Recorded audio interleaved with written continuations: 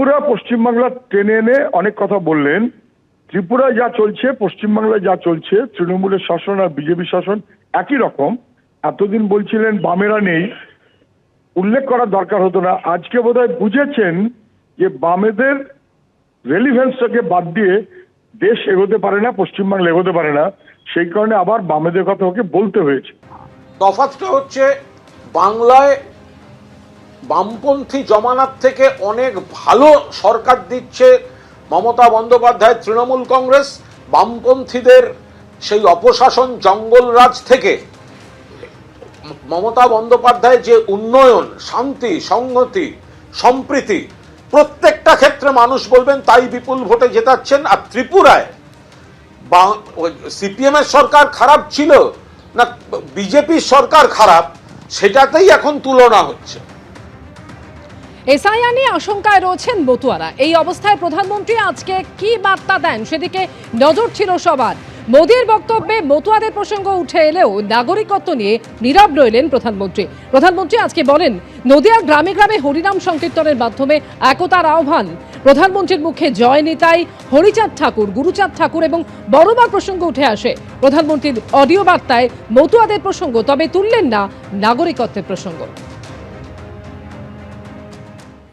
नदिया के गांव गांव में, गंगा के तट तट पर जब हरिनाम संकीर्तन की गूंज उठती थी तो वह केवल भक्ति नहीं होती, वह सामाजिक एकता का आह्वान होती थी। हरिनाम दिए जगत माताले आमार एकला निताई, यह भावना आज भी यहाँ की मिट्टी में, यहाँ के हवा पानी में और यहाँ के जनमन में जीवित है। साथियों, समाज कल्याण के इस भाव को हमारे मतुआ समाज ने भी हमेशा आगे बढ़ाया है।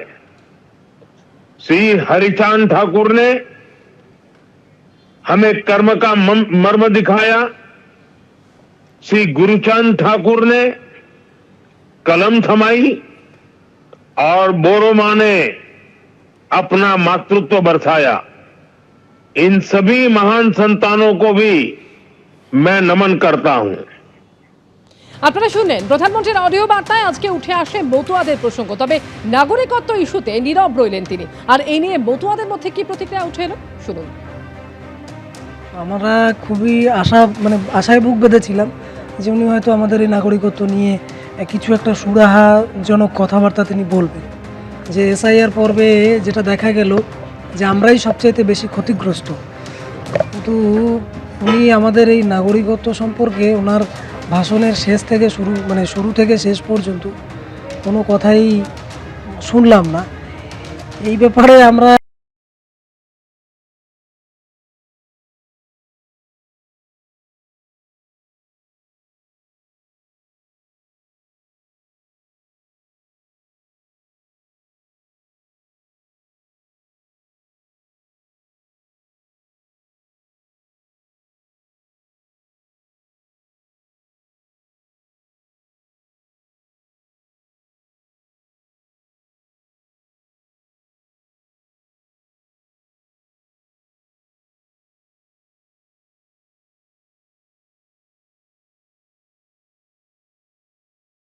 এই এসআইআর বিরুদ্ধে ঠাকুরবাড়িতে আমরণ অন্বেষণে তারা বসেছিল।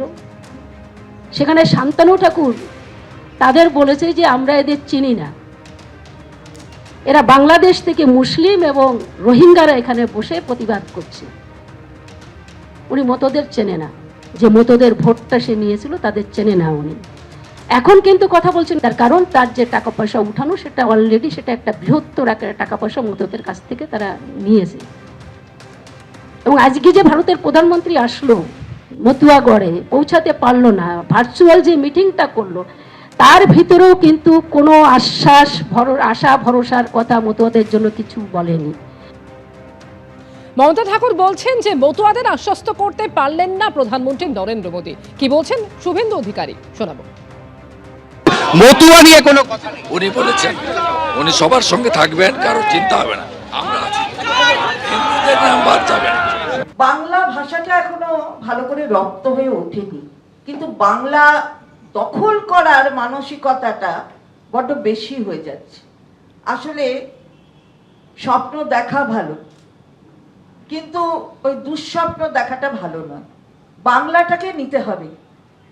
বাংলার উনি বলেছেন যে বাংলাতে যে যন্ত্রণা বাংলার মানুষ ভোগ করছেন, সেই যন্ত্রণা থেকে যদি নিষ্কৃতি পেতে হয় তাহলে ওনাকে এখানে নিয়ে আসতে হবে, অর্থাৎ ওনার দলকে।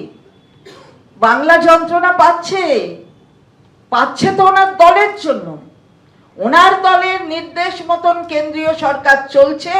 বাংলার প্রাপ্তি, সেই প্রাপ্তি থেকে বাংলা বঞ্চিত হচ্ছে। 1,97,000 কোটি টাকা বাংলার অধিকারের যে প্রাপ্য, সেই অধিকার দিচ্ছে না। বাংলা বঞ্চিত হচ্ছে, বটেই তো। এবিপি আনন্দ, এগিয়ে থাকে, এগিয়ে রাখে।